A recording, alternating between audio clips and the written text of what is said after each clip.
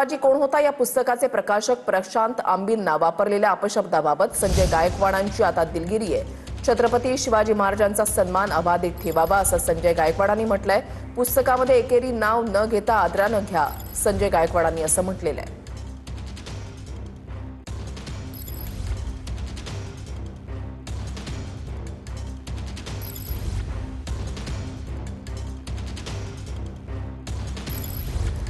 प्रशांत आंबींना वापरलेल्या अपशब्दाबाबत आता गायकवाडांकडून दिलगिरी व्यक्त करण्यात आलेली आहे। पुस्तकामध्ये एकेरी नाव न घेता आदरानं घ्या असं गायकवाडांनी म्हटलंय। कोणी ते पुस्तक प्रकाशन केलं त्यांनी फक्त छत्रपती शिवाजी महाराज यांचा सन्मानजनक वापर त्या ठिकाणी करावा।